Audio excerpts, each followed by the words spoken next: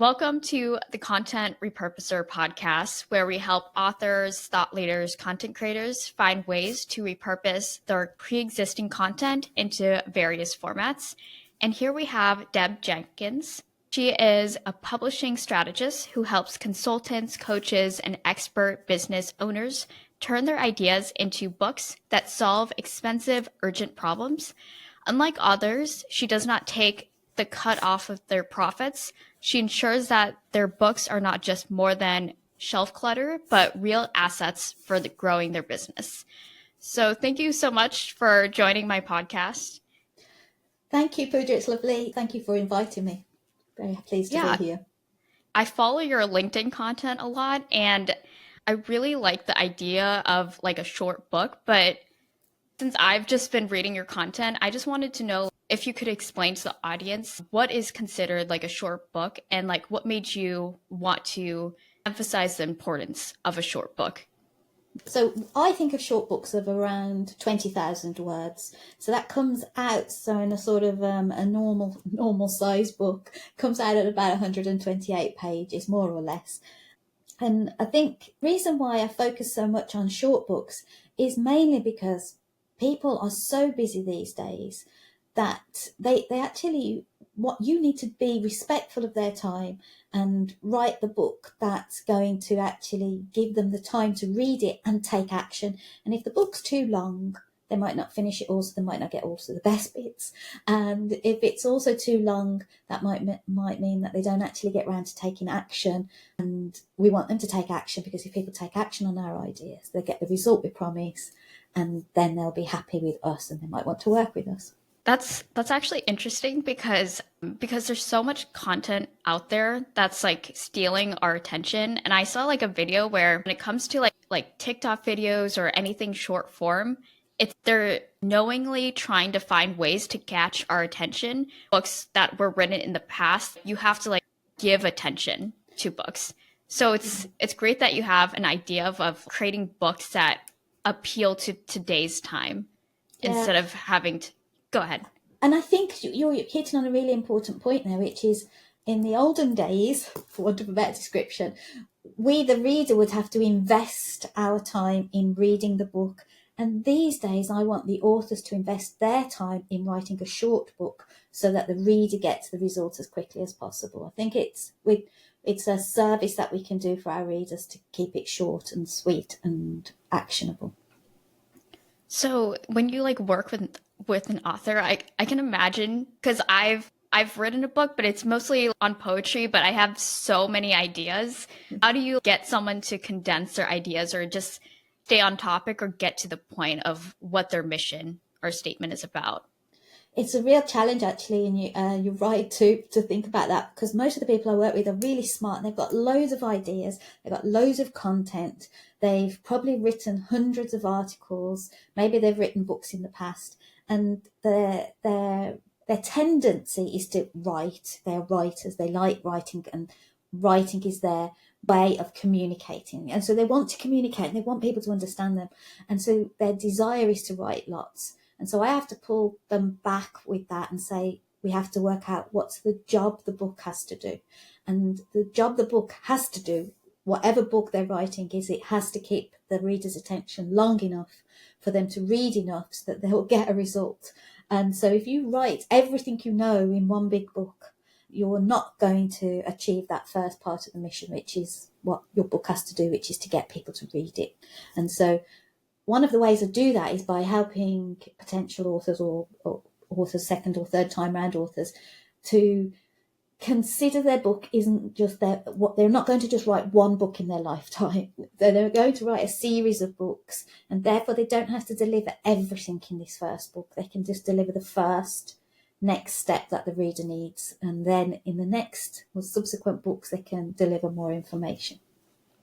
That's actually a really good point, because it's not something I would think of, but you can always write another book. You don't have to put everything, your whole work into this one book. And also a lot of, just in general, I don't think a lot of people who consume the content, if you want them to take action, there's so many ideas getting shot at. So it's like very hard to pinpoint what they should do next. Yes, and one of the ways I help them do that, because as you said earlier about condensing the information, one of the things that's really, really important is that they select one, what I think of as an atomic idea. So one solid idea that in that book that they can deliver the whole concept. It's an atomic idea that if somebody reads from start to finish, they will get the whole concept and will be able to take action. Or even if it's not a take action, a how-to book, they will have a change of mindset. So it's a why-to book. So something will have changed by the time they read it. And so we want that change to happen quickly, so we write short. But we also need that change to be a valuable change, so the change that the reader wants and that you want for them, the writer wants for them. But it needs to be satisfying.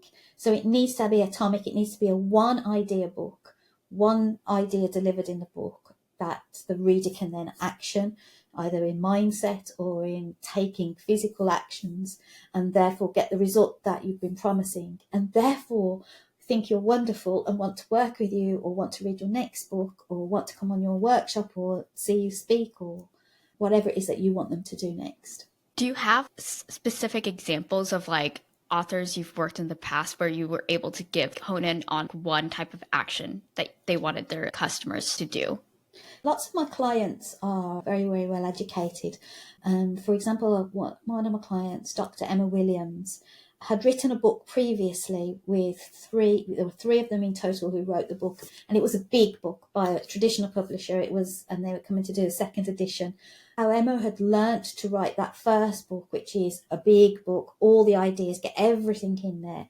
She then wrote her second book in that same style, and then we published that for her. And her third book she wrote in this short, valuable book style, the style that we promote and propose.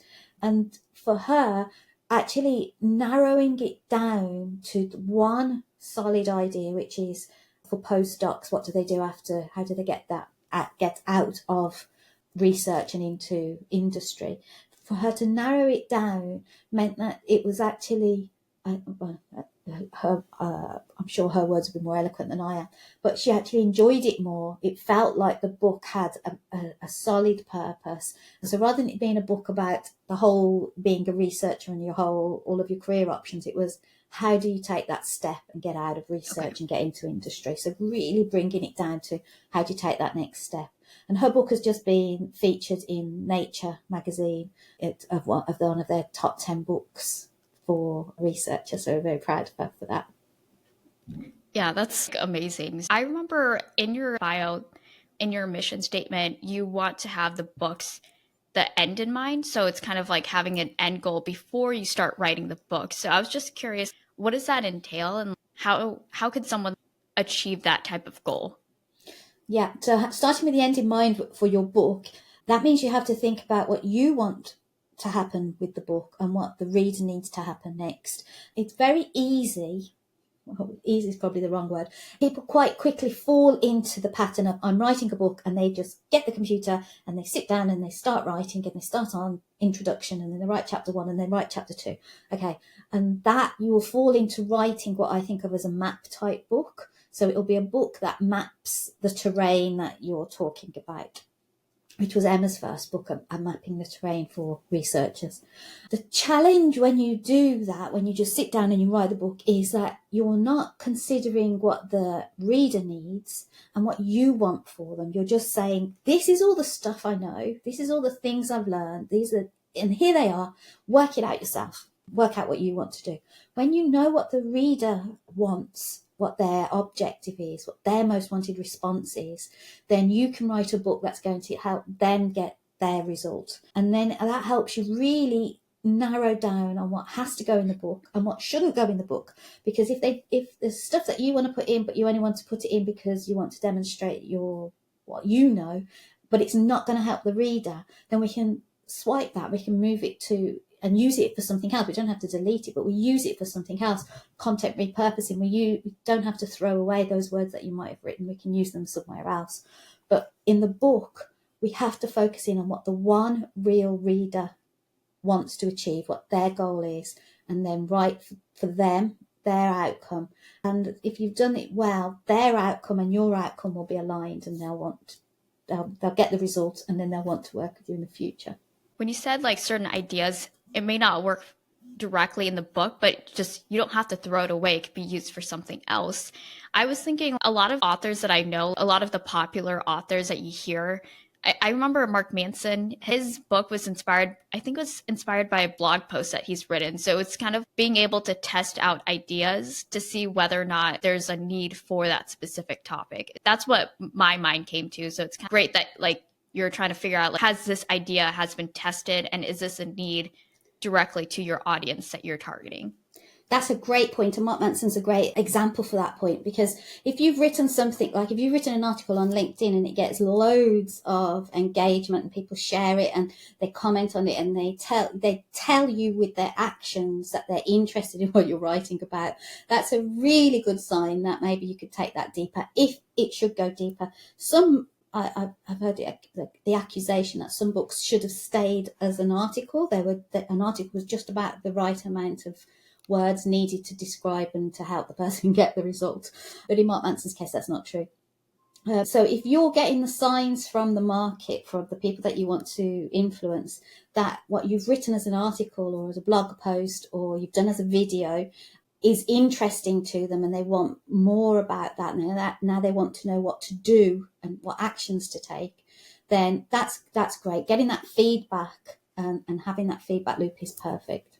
Yeah, so I was just curious, once they've written the book, I think often I've just talked with a lot of authors where they want to write a book, they finish the book, and then it kind of just stays on the bookshelf. So Yeah. I was just curious, what are other ways that they can leverage their book once they've published it and they're like after the launch that they've had? There is a tendency to write, publish, and wait, which is a shame because that's not necessarily going to get you the result that you're looking for. I advocate that people start with that end in mind again, which is we start with like a book strategy canvas and a plan at the start, how they're going to use the book and how the book is going to be part of their business and as an asset for their business, how they're going to use it in their marketing, how they're going to use it in the future. If they haven't done that, so that they didn't start with that strategy from the beginning, but they've now got a book, then there's loads of other ways that they can take advantage of their book, that they can use their book to bring them business or to reach people that they want to reach. And the waiting tactic is one, I joke, it's the one that we shouldn't do. That's of all the 8 tactics, I think there are about 8 tactics that are useful tactics. The 8th one is wait and hope somebody's going to buy it. And I think that's the worst one. But there are so many different things. For example, you don't have to wait for somebody to buy your book. You could actually just send them a copy for free. So you could investigate those people that you want to work with and send them a couple of copies in the post. I really love it when people send me books. It's like my favourite thing. If you want to send me anything, wine is good, but books are even better. So I think most people are very happy to receive a book, especially if it's well targeted to them in the post. So I think that's a very proactive thing you can do. But there are lots of other things that you can do. But waiting is the worst, just hoping that people will find it by accident. You mentioned you can use it as a way to like send it as a gift to people. I think that's a huge thing. It reminded me, have you heard of the author? Well, he's also an entrepreneur, Daniel Priestley, where every webinar that he has, he sends you a free copy. I don't even know if he's making money at this point on any of his books, but it just gets people into his other services. So it kind of feeds its purpose in a sense. And there is a danger with, so one of the things I talk about in one of my books is Daniel Priestley has a very well-oiled machine. Right. And below that surface that we just see, which is, do you want a copy of my book? I'll send you a copy. There is a lot going on below that. And if we just copy that top line in marketing, of any type of marketing or any type of sales machine that we might put into place, if we only see the visible bit, but we don't see all of the machinery that goes on behind that and all the follow-up and the targeting and the people that do get offered the book and the people that might not get offered the copy of the book, what happens next, what happens in 3 months' time, how they know that that's a good tactic out there. They've got the figures, they know that they can run advertising on the front end of that and it will turn right for them. One of the dangers is copying somebody else's marketing method without understanding the stuff that we can't see, all the hidden stuff. So whilst it might be a great tactic, and I know it works for Daniel's company, we have to take care that we understand the full mechanism, the full routine that has to go behind it. I remember there's people on social media who copy the style and format of different people, but they don't understand the intent behind it. So it just feels kind of like a dupe of something, but they don't understand the value that previous audience is getting from the content. So it feels off, if it makes sense. Like it's like a copycat version of it. Yeah, and they probably don't even understand the context. So was that piece of content that they've copied, was that there for education or entertainment? Was it there to get leads? Was it there for referral? So what was the intent of the content? What was its context? So yeah, you're absolutely right. And it's quite easy to fall into the trap of emulating, for a nicer word, emulating other people. And it's great to start. If you can see somebody having success, it's good and you're not really sure what to do yourself, it's good to go and see what success other people are having. But we have to understand their intent and the mechanism that's sitting behind what they're doing, not just emulate the visible parts we can see. So I was just curious, when it comes to if someone is wanting to become an author, want to write a book, what are the reasons that they should start with when it comes to wanting to write a book? This is a question I think about a lot. Is why would somebody go through the craziness of writing a book? Because it's not as easy as some people make it seem. And so it's a question that's always on my mind. And there's so many different answers to that question, and as many different answers as there are authors, I think. But in general, most people want to write a book because they have learned something that they think other people can benefit from, and they would like to share what they've learned, which is really honourable and my favourite reason for writing a book. But that really needs unpacking, because that means that the person you were writing the book for is the person you used to be. So we need to unpack, who were you before? Because there's the challenge of when you are an expert in something that you don't realise how difficult it is for a non-expert. And you don't, even though you might have the hindsight to say, well, I used to not be an expert, in that moment of expertise in the future, your memory of who you were is not necessarily accurate.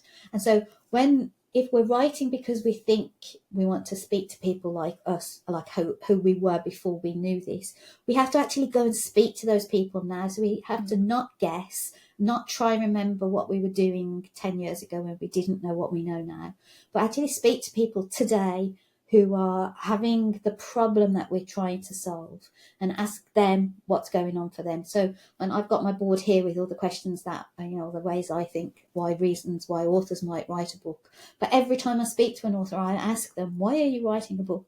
What are you trying to achieve? What's the purpose for the book? And that just goes into my big database of knowledge. But I never assume. And that's, I think, the key for authors, is to not assume what the reader wants, but to ask them. Yeah, I think that's it's just kind of like good advice in a lot of regards. Just as a business owner, you're fed so much information of what you should and shouldn't do. When I talk with people, sometimes they just feel pressured.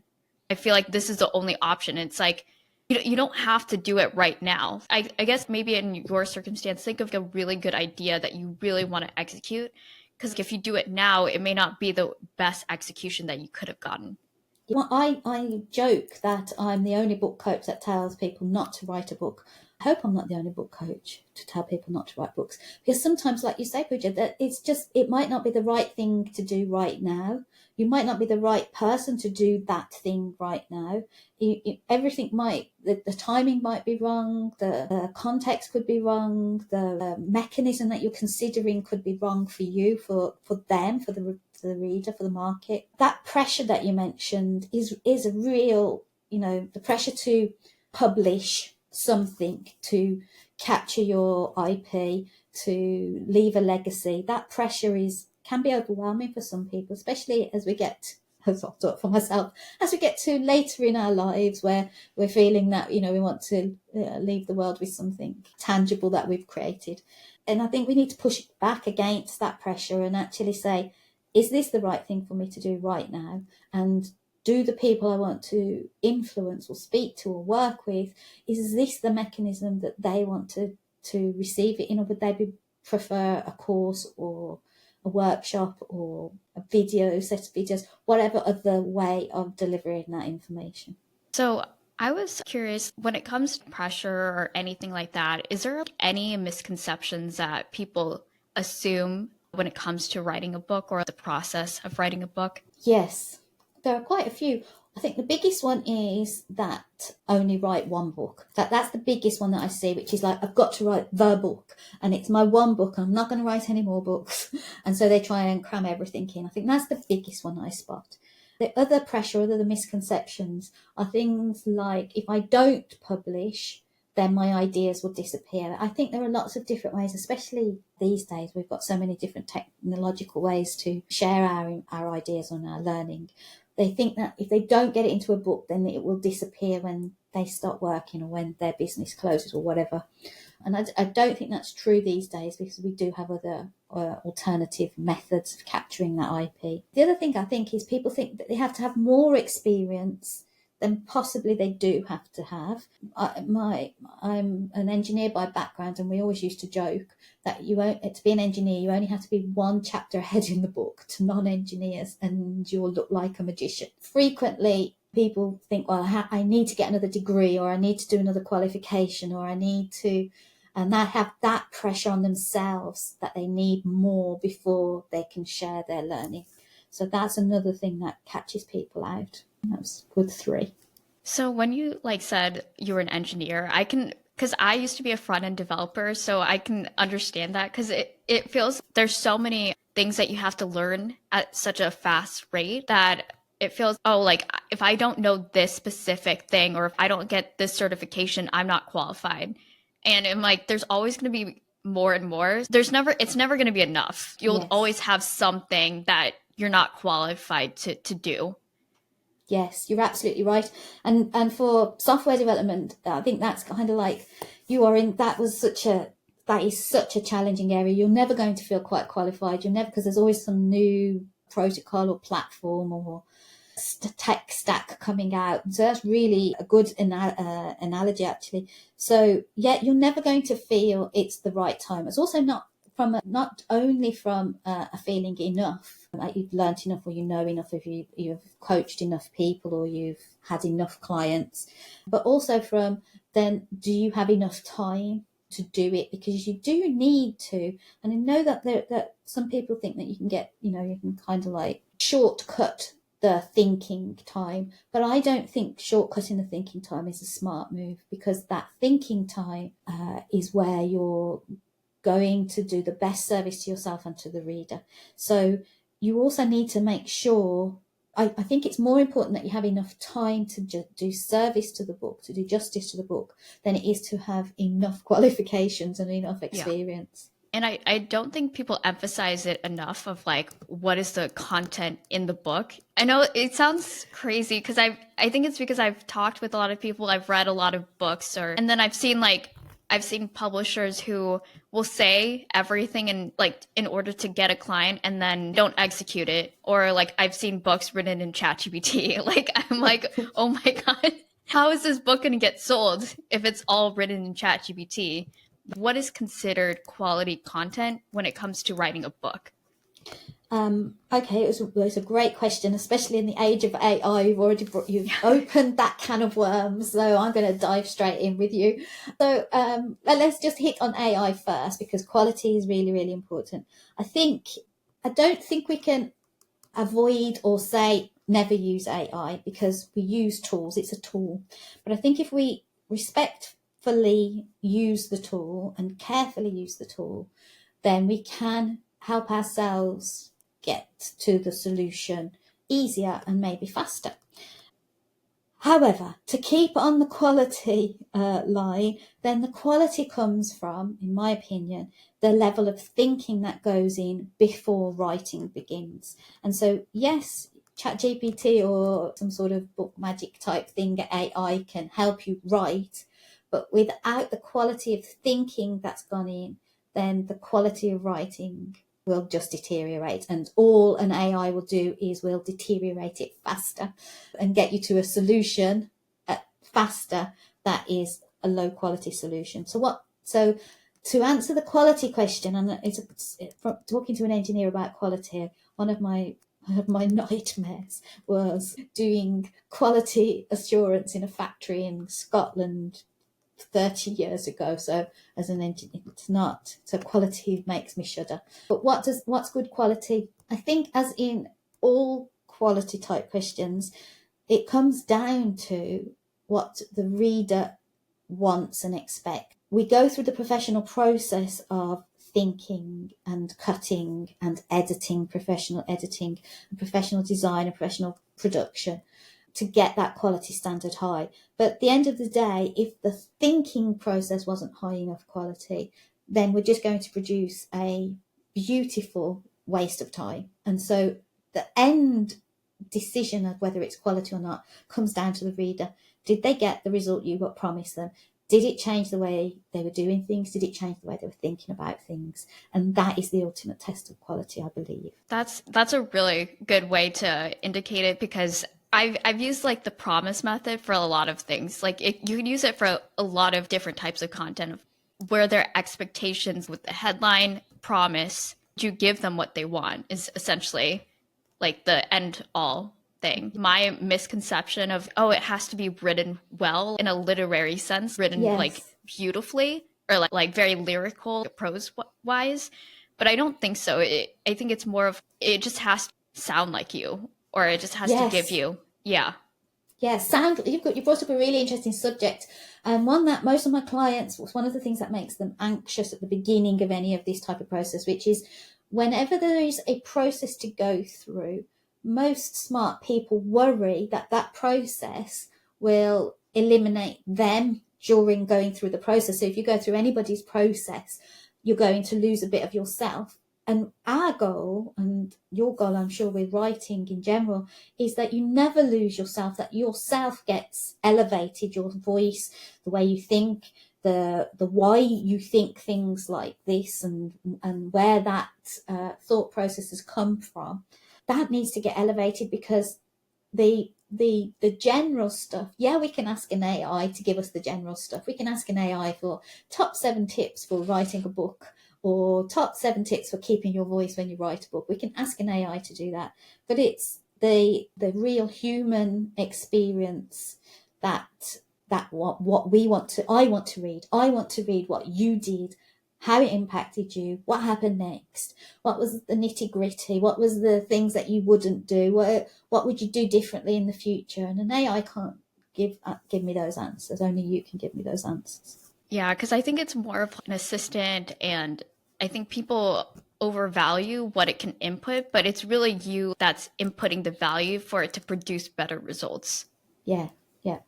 And we talk about source grounded AI, so that the AI needs to know who you are, what you believe, what your writing style is. It needs to have examples of that before you even ask it the first question. And without that source grounding, you're going to get results that are just generic, that anybody could get. And I don't want to read a book by anybody. I want to read special books written by special people about their special experiences. Right. But I wanted to thank you so much for being on my podcast. Is there any last words that you would want to give the readers or give the audience? I think my last words are, don't feel pressured into writing a book, and don't feel like you have to do it fast. It's not about speed, it's about value. And if you can deliver that value and the promise, to use your word from earlier, in a different mechanism, it doesn't always have to be a book. Books are wonderful. I love books, obviously. They are wonderful. They're there forever. They're kind of like, they have a longevity. They have the Lindy effect. Once they've been around a while, they're going to stay around. But if you want to impact the world, then you have to impact people how they want to be impacted. And some people will want to be impacted with a book, and some people will want to be impacted with a different mechanism. And so don't feel pressured into quickly creating something just so that you've ticked it off a list, when you could spend that time and energy and life force making something that's going to make a difference in a different way. I actually love that, because it's more of, you talk about building an impact, and that's the end goal of writing a book. Yeah. And if you can get that impact a different way faster, then do that, as long as the thought process has gone in there first. Whatever that the route to market is less relevant. But thank you so much for being on my podcast, and I will have all the show notes. So if you ever want to see all of the things that she offers, it will be in the show notes below. Thanks, Pooja, for inviting me on.